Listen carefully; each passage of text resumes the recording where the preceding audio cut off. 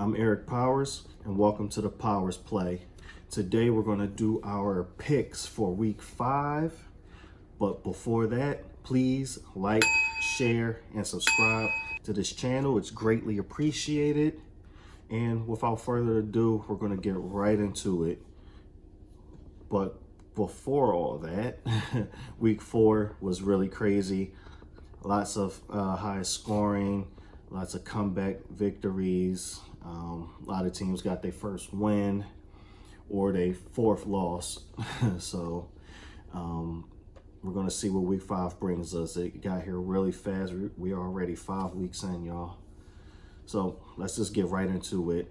Thursday night football already came and went. I'll cover that real quick. Bears beat the Tampa Bay Bucks 20-19. Tom Brady went 25 for 41, 253 yards and a touchdown. Nick Foles got the start. Went 30 for 42, 243 yards, a touchdown, and an interception. Ronald Jones ran for 106 yards for Tampa. Bucks started out okay. The first half was pretty boring, really slow. The Bears came out in the second half in the third quarter, scored 2 touchdowns. The Bucks really couldn't recover. They settled for field goals pretty much for the rest of the second half while the Bears were scoring. So Nick Foles beats Tom Brady again. Tom Brady runs off, doesn't shake his hand. Oh, and apparently Tom Brady forgot what down it was. Or maybe he just tried to, cheat like he did in the AFC. No, I'm kidding. But yeah, he didn't know the down apparently. So there you go. But Bears moved to 4-1, y'all. That's crazy. I still don't believe them though. The Bucks moved to 3-2. We'll see where they go. So let's get into the games that's coming up this weekend and Monday and Tuesday. We have the 2-2 Panthers at the 0-4 Falcons. Falcons are favored by 1, so I'm gonna go with the Falcons on this one. But for the injuries, that they have on the Panthers, the replacements are filling in pretty well, just fine. Mike Davis is filling in for Christian McCaffrey pretty well. He's been okay. Teddy Bridgewater just been his okay self. But I'm still taking Atlanta to get their first win of the season here. Them, like a lot of teams, had a rough start to their schedule. Their first 4 opponents have a combined record of 13-4, y'all. 13-4. They've played who's who of the NFC, to be honest. Just go look at it. So it's not like they're losing the scrubs. They have blown a couple of leads. It's kind of messed up, but they have been playing either a team is super high scoring like the Cowboys, who aren't good, or they've been playing like the best teams in the NFC. So, but they're beat up by injury like a lot of teams. But I do think the offense will do just enough to get the job done this weekend against Carolina, with or without Julio, because he has a hamstring injury. He may not go. Division games are always weird, so you never really know. But I say you can start Matt Ryan in this one comfortably if that's your best quarterback. Start Julio if he's out there, if you got him, and definitely start Calvin Ridley if you got him going. Atlanta to cover. Next game, we have the 4-0 Kansas City Chiefs going to Las Vegas to take on the 2-2 Raiders. Chiefs are heavily favored by this, -12 for them. Definitely take that.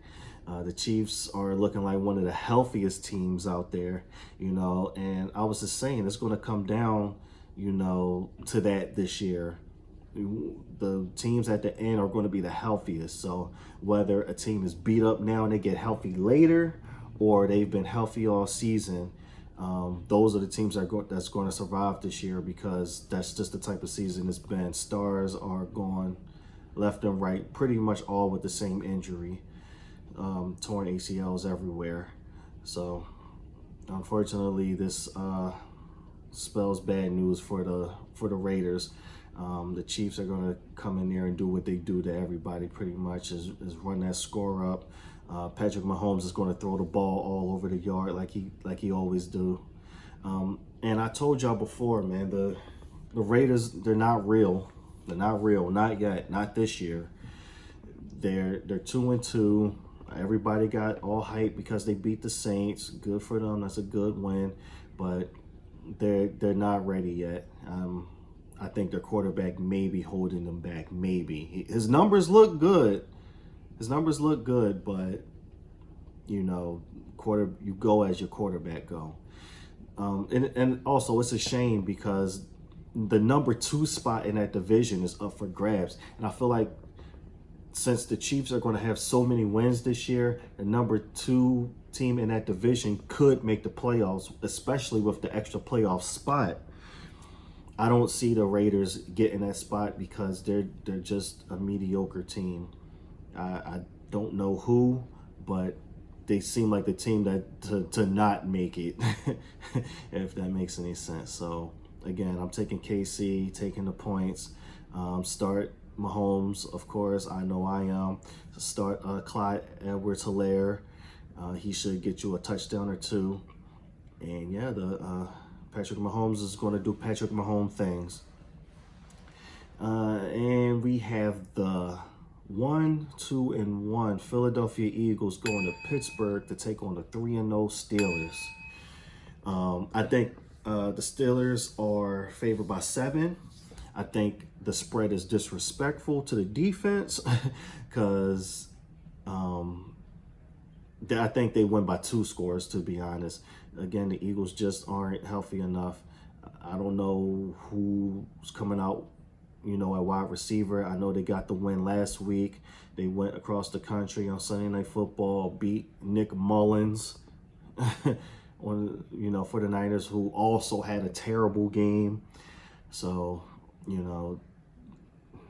don't know. But I do know that the Steelers across the board are better than the Eagles at everything. Quarterback, you can argue running back, definitely wide receivers. Their offense is just better. Offensive line, defense, coach, water boy. They're just better across the field. So, like I said before, the Steelers are looking like that team that they should have been last year. Before Ben Roethlisberger got hurt. They're rolling right now. So it's going to be interesting to see them and Baltimore battle out for the division winner. So start Ben, start Juju. I think the Steelers win this game actually by 10 to 14 points. They'll definitely cover that and win by 2 scores.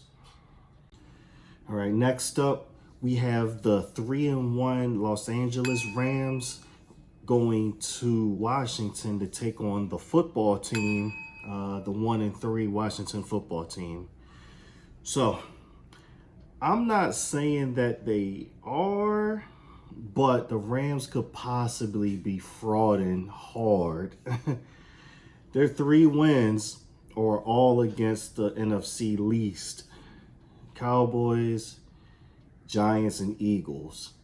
And lo and behold, they lost to the Buffalo Bills. So here comes the Washington football team. The Rams win this game easily, though. Nonetheless, they win it easily.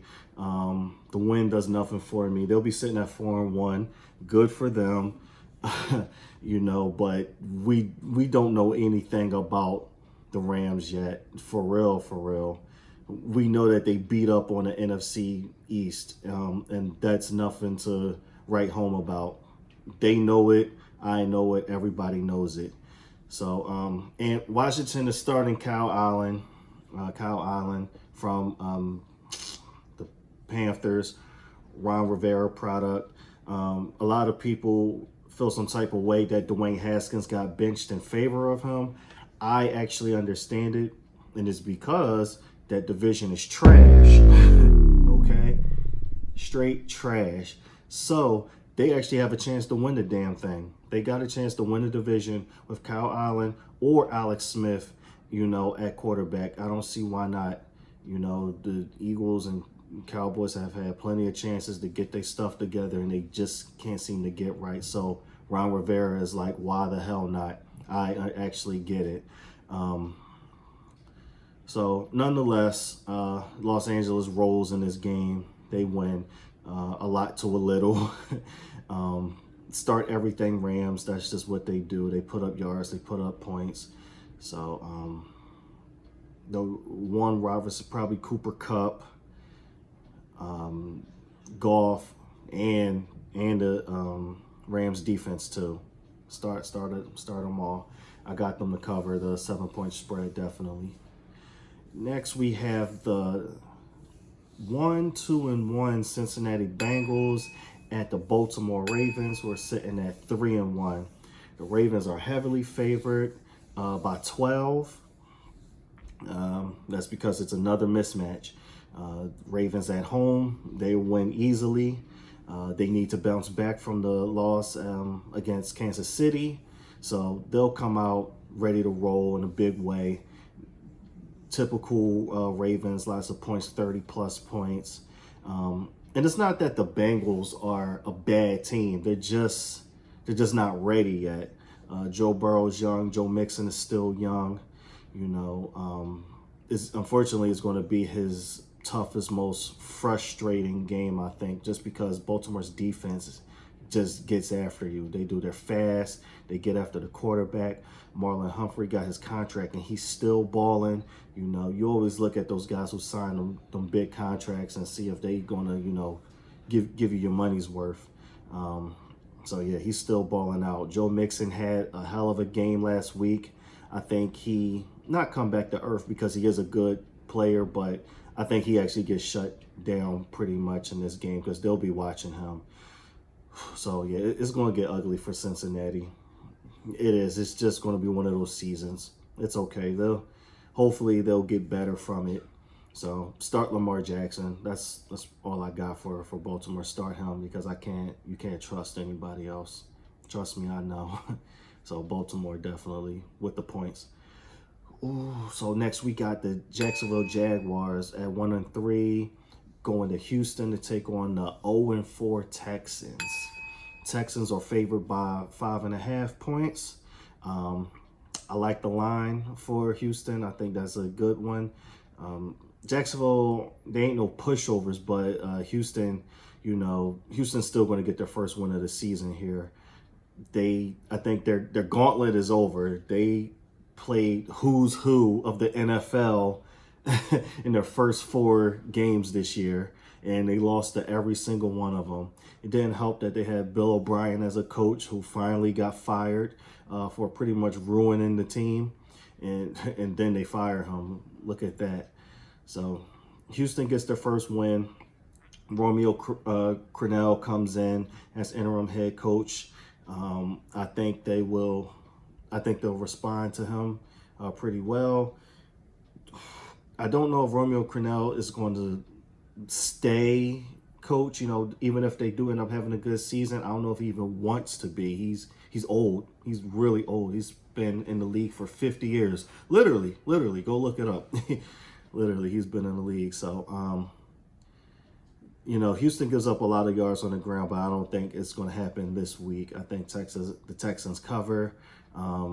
Just be careful if you're starting, Deshaun Watson, because, like I said, the Jags, they not no holes. They not. So, yeah, tune in for part 2.